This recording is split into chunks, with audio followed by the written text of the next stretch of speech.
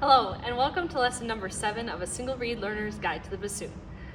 Today we're going to talk about exactly where our fingers go amongst all of these different keys and holes on the bassoon.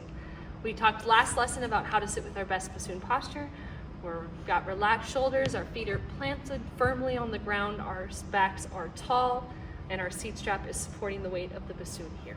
If you are someone who came from playing the clarinet or the saxophone, some of these keys might be new to you. The clarinet players are used to having to cover the tone holes completely with their finger pads. Saxophone players, you usually have keys that cover each of the tone holes. So as you work through your hand position, be sure that you're watching to make sure your fingers are completely sealing the tone holes. One way to check is to push your fingers firmly onto those tone holes. Take a look at your fingers. If you got a full circle on your finger pad, that means you're completely sealing all the way around those tone holes. I'm going to lean the bassoon across my body, and then I'm going to find on the back of the bassoon the whisper key. Now there's a bunch of thumb keys here on the back of the bassoon, your side. We've got 1, 2, 3, 4 over here, and then on the inner stack on the wing joint we've got 1, 2, 3, 4. That smallest oval right there on the wing joint at the bottom of that stack of 4, that's our whisper key, and that's where we want to anchor our left thumb. As you push the whisper key, you should also see that the whisper key pad up here moves and seals that vocal hole. Check that that's happening. Awesome. Now for our left hand fingers, we want to have a nice, relaxed, straight wrist. Our hand forms a gentle C, thumb on the whisper key. The rest of your fingers wrap around. On the front of this wing joint here, you'll see 2 open holes, a silver key, and then this little sliver here. Just ignore that for now. Your pointer finger, your first finger, will go right here on that first open hole, second finger on the second open hole, and third finger on the third key there. Your pinky can just rest gently amongst these pinky keys. We're not going to need those for a little bit, but we want to teach our pinky where it should live.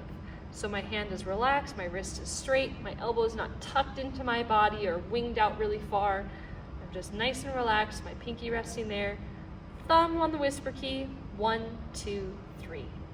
Now if you're confused about the numbers I'm using when I refer to each of my fingers, I have created a diagram on the website that shows you which finger is which. Thumb, 1, 2, 3, 4. Thumb, 1, 2, 3, 4. So we've got our left hand anchored there, whisper key, 1, 2, 3, pinkies rest there. You can hold on to the bassoon gently with your right hand. As you go around, you can turn your bassoon, check your fingers are all in the correct place. Just be really careful if your vocal's swinging around behind you that you're not bashing it into anything or poking yourself in the face with it. Now I'm going to rest my bassoon in my left hand so that we can talk about the right hand. Now the back of the bassoon here on the boot joint has 3 keys for my thumb. Some more professional bassoons will have a 4th key as well. Mine just has 3. I'm going to let my thumb rest on these thumb keys. The big circle one is called the pancake key, but I'm not going to push on any of those. Your bassoon might right here have a hand crutch that your right hand can rest on, this part between your thumb and your fingers. My bassoon doesn't have that. If that feels comfortable for you, that's awesome. If that feels like it makes your fingers stretch too much to get to the holes in the keys that we're about to talk about, you can actually remove the hand crutch. You don't need to use it. It's just there if it helps you and provides extra support. So again, my thumb is just resting on that big pancake key.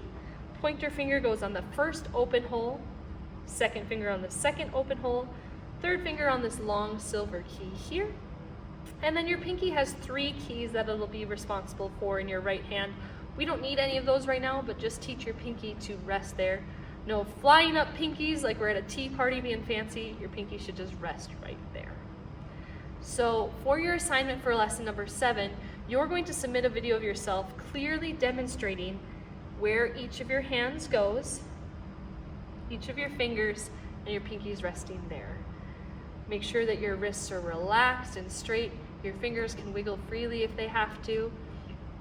And check for any tension in your shoulders or your hands. Make sure you're sitting with your best posture, your hands are in the right place, the vocal comes right to your mouth, and you're ready to play. Congrats on making it through lesson number 7. For our last lesson in part 2, lesson number 8, you're going to learn how to read and write music in the bass clef. We'll see you there for the end of part 2. In part 3, we'll get to put the whole thing together and play the bassoon.